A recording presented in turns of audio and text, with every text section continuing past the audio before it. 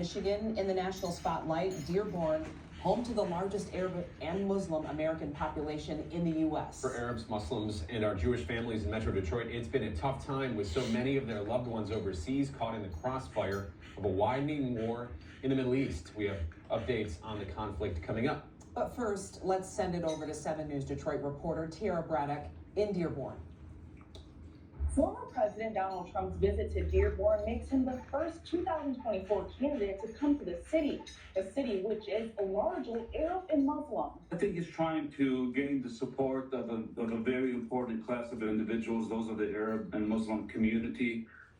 Dearborn being home to the largest concentration of Arab Americans outside of the Middle East. Nabi Ayad is the founder of the Arab American Civil Rights League. I spoke to him about the impact Arab and Muslim Americans in Michigan will have on this upcoming election. The Arab American and Muslim American vote is going to be a very crucial in this election, which most likely will decide who gets the state of Michigan, possibly the presidency of the United States. There are some Arab Americans from Metro Detroit supporting Trump, like these two first-time voters I spoke with. At least during when he served, there was no wars at all.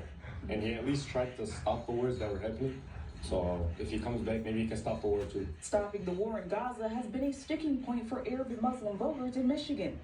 Many have stated that they will not be voting for Vice President Kamala Harris because they believe the current administration isn't doing enough to stop the war. This community is in deep pain, deep pain. There are some Arab and Muslim Americans in the community who have expressed their support for Kamala Harris, like Deputy Oakland County Executive Madiha Tariq. I know that Democrats are the ones who have always given us the room to even be at the table, and that's how I came about my vote and endorsement for Kamala Harris. And tell me a little bit about your thoughts about former President Trump coming to Dearborn.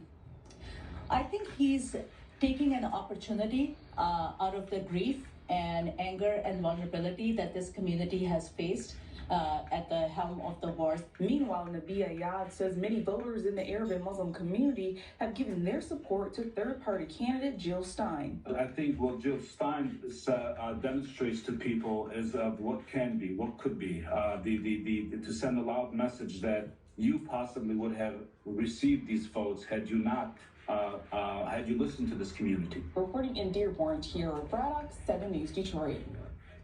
Stay with 7 News.